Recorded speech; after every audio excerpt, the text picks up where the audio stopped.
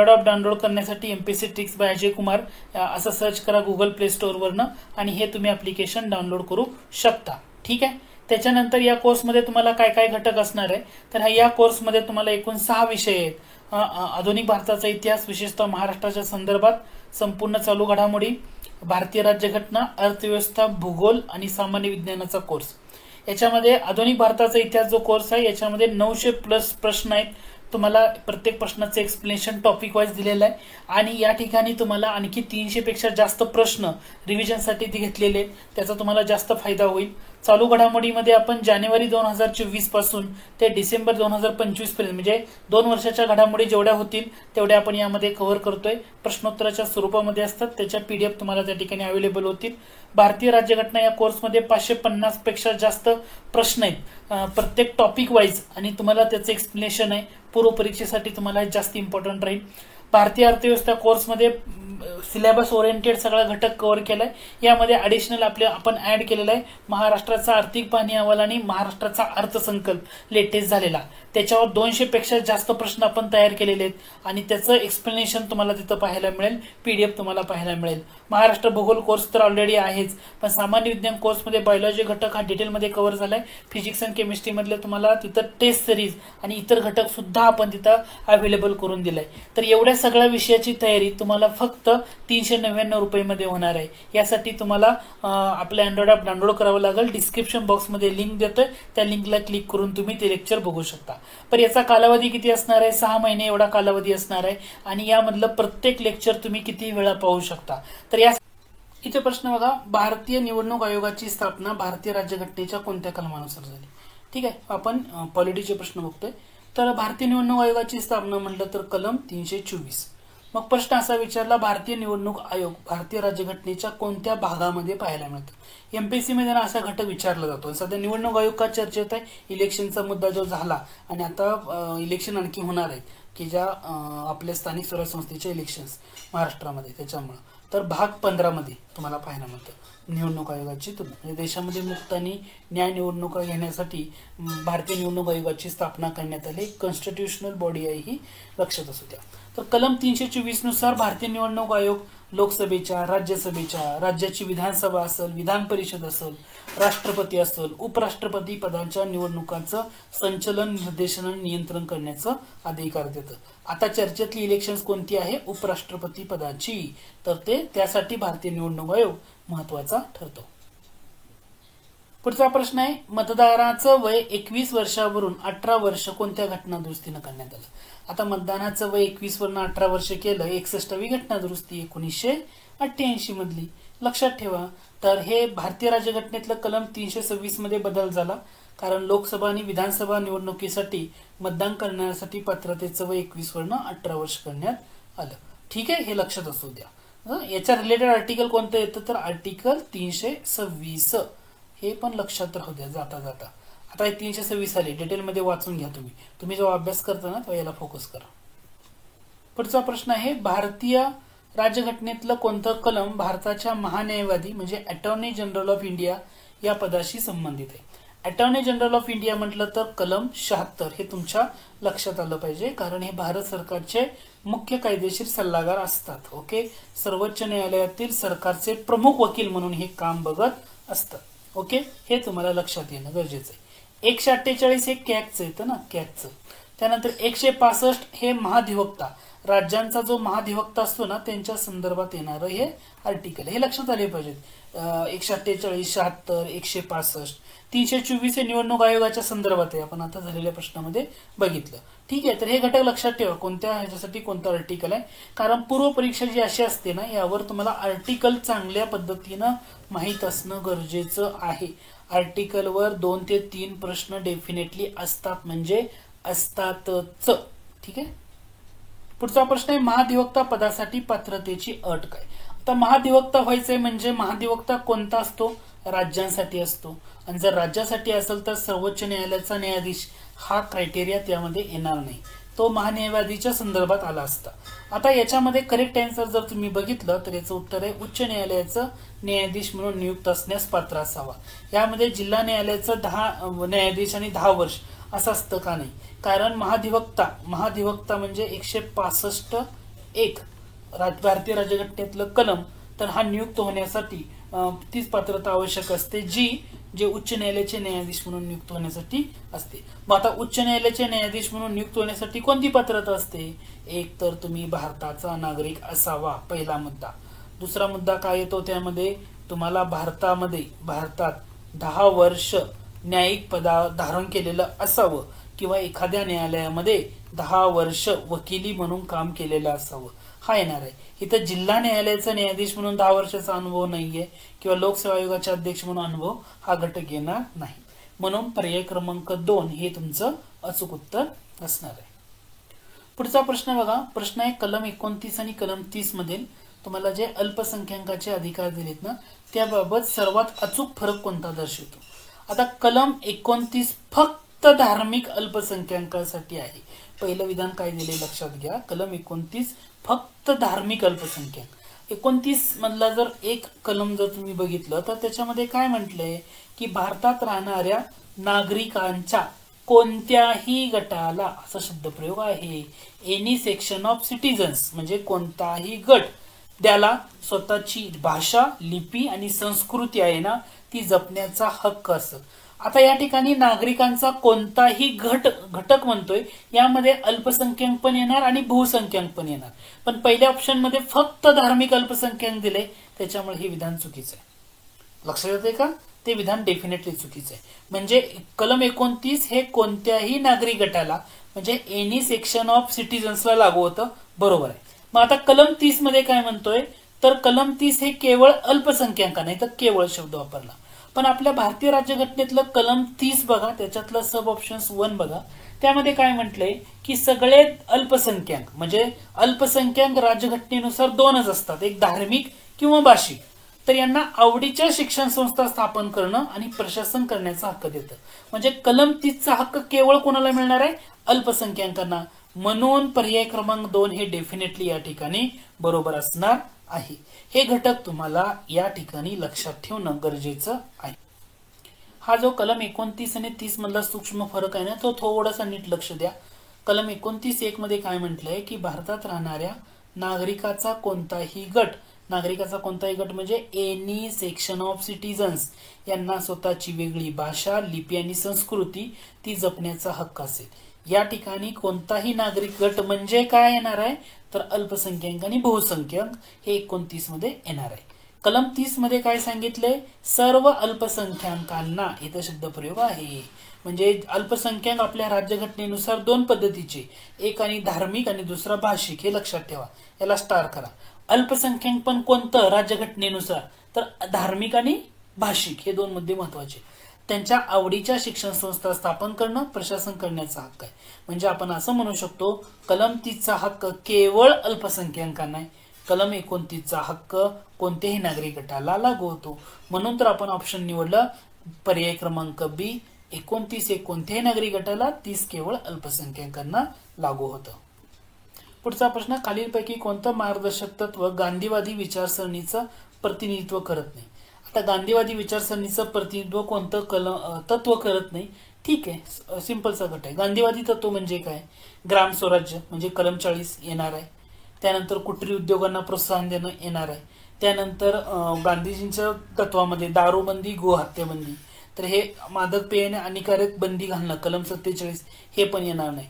पण समान नागरी कायद्यासाठी प्रयत्न करणं म्हणजे युनिफॉर्म सिव्हिल कोड, तर हे कशामध्ये येतं? उदारमतवादी तत्वामध्ये येतं. उदारमतवादी तत्वामध्ये म्हणजे लिबरल म्हणतो ना आपण, उदारमतवादी लिबरल, किंवा बौद्धिक इंटेलेक्च्युअल तत्व म्हणतो ना, त्याच्यामध्ये ते येतं. याचा उद्देश काय असतो? धर्मनिरपेक्ष आणि आधुनिक विचारावर आधारित कायद्याची निर्माण करणं. आणि हे गांधीवादी विचारसरणीचा भाग येत नाही. कारण गांधीवादी विचारसरणा म्हटलं तर तुम्हाला एक ग्राम स्वराज्य हे लक्षात ठेवणं गरजेचं आहे. त्यानंतर कुटीर उद्योग हे लक्षात ठेवा. त्यानंतर दारूबंदी हे लक्षात ठेवा. त्यानंतर गोहत्याबंदी हा मुद्दा तुम्ही जर लक्षात ठेवला तर तुमचं उत्तर तुम्हाला देता येईल. म्हणून या ठिकाणी पर्याय क्रमांक 2 हे तिथं गांधीवादी विचारसरणीचं हे करत नाही. पुढचा प्रश्न आहे, राष्ट्रीय आणीबाणीच्या काळात कलम 352 राष्ट्रपती आदेशाद्वारे मूलभूत हक्क स्थगित करू शकतात, याला कोणता अपवाद आहे? जेव्हा कलम, एक लक्षात ठेवा याच्यामध्ये ना कलम 20 आणि 21 कधी स्थगित करता येत नाही राष्ट्रीय आणीबाणीच्या काय म्हणते राष्ट्रीय आणीबाणीच्या काळामध्ये. हा अपवाद कोणत्या घटना दुरुस्तीनं जोडण्यात आला, तर हा अपवाद जोडण्यात आला जी 44वी घटना दुरुस्ती झाली होती. किती सालची आहे बरं 44वी घटना दुरुस्ती, तर ती आहे 1978. ह्या घटना दुरुस्तीनं हा अपवाद जोडण्यात आला. यापूर्वी या दुरुस्तीपूर्वी आणीबाणीमध्ये कलम 21 देखील स्थगित केलं जाऊ शकत होतं आणि आणीबाणीच्या अनुभवातून हा धडा घेत 44व्या घटना दुरुस्तीनुसार कलम 359 मध्ये बदल केला आणि राष्ट्रपती कोणत्याही परिस्थितीमध्ये कलम 20 गुन्ह्यासाठीचं दोष सिद्धीबाबतचं संरक्षण आहे आणि कलम 21 जो म्हणजे आपला जगण्याचा आणि वैयक्तिक स्वातंत्र्याचा हक्क म्हणतो हे स्थगित केलं जाऊ शकत नाही. हे हक्क नागरिकांच्या आणीबाणीच्या काळामध्ये सुद्धा उपलब्ध राहतात. म्हणून पर्याय क्रमांक 3 हे तुमचं अचूक उत्तर या ठिकाणी असणार आहे. पुढचा प्रश्न, भारतीय राज्यघटनेच्या भाग 4 मार्गदर्शक तत्वाच्या बाहेर कोणत्या कलमामध्ये डिरेक्टिव्ह म्हणजे निर्देशात्मक स्वरूपाची तत्वे आढळतात, तर ते आढळतं 365 आणि 350 हे कलमामध्ये. 365 भाग 16 मध्ये तुम्हाला बघायला मिळेल हे आणि 350 हे भाग 17 मध्ये बरोबर आहे. हा भाग 17 मध्ये येते. ठीक आहे. भाग 16 मध्ये 335 आणि 350 हे भाग 17 मध्ये तुम्हाला पाहायला मिळेल. हा घटक थोडासा ऑब्झर्व करा. मग यामध्ये 335 भाग 16 मध्ये बरोबर आहे हे कलम असं सांगतं की संघ आणि राज्याच्या सेवेमध्ये पदे भरताना जी प्रशासकीय कार्यक्षमता आहे ती सांभाळून SC आणि STच्या सदस्यांच्या हक्कांचा विचार केला पाहिजे. हे कलम 16 भाग 335 भाग 16 मध्ये सांगितले. आणि दुसरं कलम 350 काय सांगतं, तर प्रत्येक राज्यानं जे भाषिक अल्पसंख्याक गट आहे त्यातल्या मुलांना प्राथमिक स्तरावर त्यांच्या मातृभाषेतून शिक्षण देणे उपलब्ध करून देणं द्यावी. राज्यासाठी सुद्धा हे मार्गदर्शक निर्देश दिलेले आहे की प्रत्येक राज्यानं, हे शब्द बरोबर बघा ना, प्रत्येक राज्यानं भाषिक अल्पसंख्याक गटाला त्यातल्या मुलांना प्राथमिक स्तरावर मातृभाषेतून शिक्षण देण्याची सोय करावी. हे कोणतं कलम सांगतं, 350 हे कलम सांगतं. आणि हे दोन्ही कलमे भाग 4च्या बाहेर आहेत आणि स्वरूप मार्गदर्शक तत्वासारखं आहे असा हा प्रश्न विचारला होता. थोडासा अवघड प्रश्न होता पण तुम्हाला उत्तर देता आलं पाहिजे. 335 आणि 350A हे मार्गदर्शक तत्वाच्या बाहेरची कलम. पुढचा प्रश्न, भारतीय घटना समितीच्या मसुदा समितीचे अध्यक्ष कोण होते. आता ही मसुदा समिती म्हटलं तर डॉक्टर बाबासाहेब आंबेडकर. समिती कधी स्थापन झाली ही तारीख पाठ असायची बरं का, ह्याला तारखेला पाठ असू द्या. 29 ऑगस्ट 1947 रोजी मसुदा समितीची स्थापना झाली आणि आंबेडकर यांचे अध्यक्षपदी नेमणूक हे लक्षात असू द्या. भारतीय राज्यघटनेचे शिल्पकार म्हणून आंबेडकरांना यामुळेच ओळखलं जातं कारण ही जी मसुदा समिती किंवा ड्राफ्टिंग कमिटी आहे ह्या कमिटीचा रोल महत्वाचा होता. या ठिकाणी तुम्हाला इतर व्यक्ती दिले, घटना राजेंद्र प्रसाद दिले घटना समितीचे अध्यक्ष, नेहरू असतील किंवा सरदार पटेल हे इतर समित्यांचे अध्यक्ष तुम्हाला पाहायला मिळते. तर पर्याय क्रमांक 4 अचूक उत्तर आहे. पुढचा प्रश्न आहे, भाषिक आधारावर राज्यांची पुनर्रचना करण्याच्या मागणीचा अभ्यास करण्यासाठी नेमलेला दार आयोगानं काय शिफारस केली. दार आयोग नेमला होता 1948 मध्ये. त्यांचं नाव येतं SK दार आयोग. ठीक आहे, SK दार. भाषिक प्रांत आयोगानं आपला अहवाल सादर केला.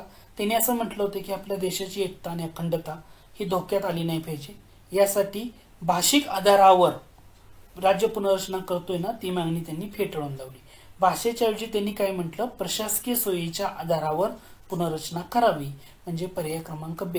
ह्याच्यामध्ये एक भाषा एक तत्व असंच ठेवावं, पुनर्रचना भाषिक आधारावर ही फेटाळून लावली होती. म्हणून पर्याय त्यांचं म्हणणं होतं की प्रशासकीय सोयीच्या आधारावरच तुम्ही काय करा, पुनर्रचना करा. त्यामुळं पर्याय क्रमांक 2 हे तुमचं येतं करेक्ट आन्सर असणार आहे.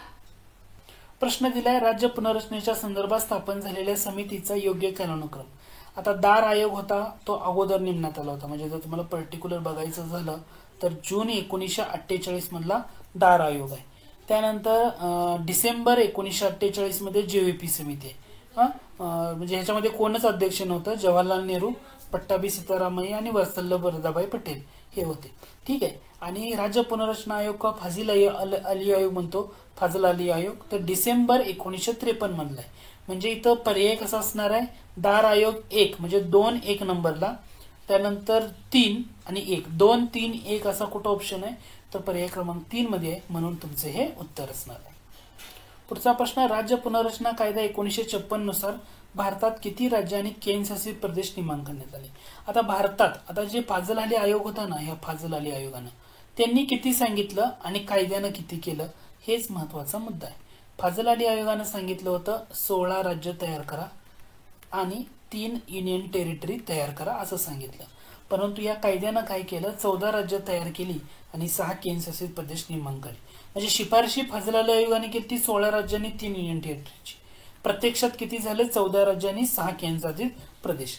आता हा राज्य पुनर्रचना कायदा जो 1956 आहे तो संमत केला आणि कधी निर्माण केलं बरं हे 14 आणि 6, तर ही तारीख येते 1 नोव्हेंबर 1956. मग तुम्हाला इथं ही तारीख सुद्धा लक्षात ठेवणं गरजेचं आहे की 1 नोव्हेंबर या कायद्यानुसार, म्हणजे हा राज्य पुनर्रचना कायदा या कायद्यानुसार 1 नोव्हेंबर 1956 रोजी भारतात 14 राज्यांनी 6 केंद्रशासित प्रदेशांची निर्मिती करण्यात आली. पुढचा प्रश्न, भारतीय राज्यघटनेतील मार्गदर्शक तत्वे directive principle of state policy आणि राज्यसभेवर काही सदस्यांचं नामनिर्देशन. आता मार्गदर्शक तत्व असं जेव्हा विचारलं जाईल ना तर बाकी बघायची गरज नाही, आयर्लंड हे तुमचं उत्तर असणार आहे. ओके, जर तुम्हाला मार्गदर्शक तत्व न देता नुसतं राज्यसभेवर सदस्यांचं नामनिर्देशन म्हटलं असतं थोडंसं अवघड गेलं असतं तुम्हाला. पण मार्गदर्शक तत्व म्हणलं की आयर्लंड उत्तर आहे. अमेरिकेच्या बाबतीमध्ये मूलभूत हक्क आहेत महत्वाचे, न्यायपालिकेचं स्वातंत्र्य आहे, न्यायिक पुनर्विलोकन आहे, हे अमेरिकेतलं पाहायला मिळतं. कॅनडामधले काय, प्रबळ केंद्र सरकार म्हणजे प्रबळ केंद्रासह संघराज्य व्यवस्था आहे ती तिथला मुद्दा येणार आहे. ऑस्ट्रेलियामधलं समवर्ती सूची येणार आहे, सगळ्यात महत्वाचा मुद्दा. त्याच्यानंतर जी संयुक्त बैठक होते दोन्ही सभागृहाची, लोकसभा आणि राज्यसभेची, संयुक्त बैठकीची तरतूद आपण ऑस्ट्रेलिया देशाच्याच राज्यघटनेमधून घेतलेली. तर इथं पर्याय क्रमांक 3 हे तुमचं अचूक उत्तर आहे. ठीक आहे. पुढचा प्रश्न, भारतीय राज्यघटनेला एकात्मीकडे झुकणारी संघराज्य व्यवस्था म्हणजे federal system with unitary bias असं म्हटलं जातं. खालीलपैकी कोणतं वैशिष्ट्य हे एकात्मिक स्वरूपाचं द्योतक आहे? आता एकात्मिक स्वरूपाचं द्योतक म्हणजे एकात्मिक म्हणजे तुम्हाला म्हटलेलं आहे. ठीक आहे. तर याच्यामध्ये तुम्ही संघराज्य वैशिष्ट्य जर बघितलं तर केंद्र आणि राज्य ह्या 2 स्तरावर सरकार, अधिकारांची विभागणी, प्रबळ केंद्र सरकार, अधिकारांची विभागणी, लिखित व सर्वोच्च राज्यघटना हे सगळे येणार आहे. एकात्मिक वैशिष्ट्य म्हटलं तर तुम्हाला तिथं काय येणार आहे, एकेरी नागरिकत्व. कारण आपल्यामध्ये अमेरिकेप्रमाणे दुहेरी नागरिकत्व आहे का, नाही. एकात्मिक वैशिष्ट्य म्हणले तुम्हाला इथं कोणतं एकात्मिक स्वरूपाचं, तर तुमचं एकेरी नागरिकत्व हे उत्तर असणार आहे. हे इथं लक्षात घ्या. हा मुद्दा महत्वाचा आहे की संघराज्य वैशिष्ट्य कोणती, फेडरल, आणि एकात्मिक वैशिष्ट्य कोणती. आता संघराज्य वैशिष्ट्यामध्ये ना 2 स्तरावर अधिक सरकार असणार, केंद्र आणि राज्य स्तरावर. अधिकारांची विभागणी म्हणजे कसं, केंद्र सूची, राज्य सूची, समवर्ती सूची, लिखित आणि सर्वोच्च राज्यघटना, स्वतंत्र न्यायपालिका ही संघराज्य उद्दिष्ट तुम्हाला पाहायला मिळतात.